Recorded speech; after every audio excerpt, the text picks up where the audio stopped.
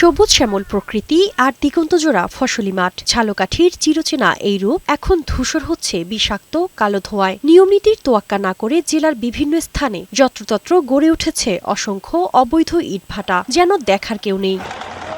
নিয়ম অনুযায়ী লোকালয়ের ৩ কিলোমিটারের মধ্যে কৃষি জমির উপর শিক্ষা প্রতিষ্ঠান, হাটবাজার এবং বসতবাড়ির আশেপাশে ইটভাটা তৈরি করা যাবে না, কিন্তু এসব আইনগত নিষেধ উপেক্ষা করছে সকলেই।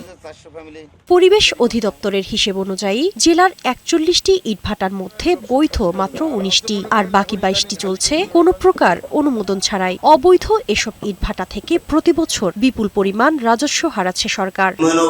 নির্মাণের জন্য তো বৈধ ইটভাটার অবশ্যই প্রয়োজন, এটা তো ইচ্ছা করলেই সরানো সম্ভব না, কিন্তু অবৈধ যে ব্রিকফিল্ডগুলা, যে অবৈধ ভাটাগুলো, সেগুলোর জন্য কিন্তু আমাদের বাজার আমরা নিয়ন্ত্রণ করতে পারতেছি। জ্বালানি হিসেবে কয়লা ব্যবহারের কথা থাকলেও তা না করে কাঠ পুড়িয়ে তৈরি করা হচ্ছে ইট। কোনো ভাটা মালিকদের বিরুদ্ধে জোর করে আবাদি জমিতে ইট ভাটা তৈরি ও নদী পাড়ের মাটি কাটার অভিযোগ রয়েছে।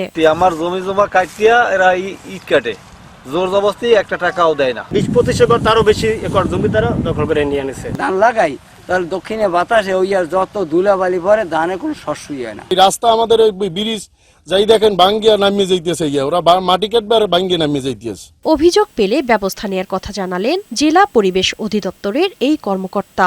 আমরা যে সকল অবৈধ ইটভাটার বিরুদ্ধে অভিযান করেছি, বন্ধ করেছি, আমাদের কাছে যদি আবার নিউজ আসে যে ইটভাটাগুলো আবার চলছে, আমরাও ইটভাটাগুলো আবার অভিযান করব, ওগুলো আবার বন্ধ করার ব্যবস্থা করব। প্রকৃতি আর জনস্বাস্থ্য রক্ষায় এই অবৈধ ইটভাটাগুলোর বিরুদ্ধে দ্রুত কঠোর পদক্ষেপ নিবে সরকার, এমনটাই প্রত্যাশা ঝালকাঠিবাসীর। শারমিন রিমি, বৈশাখী সংবাদ।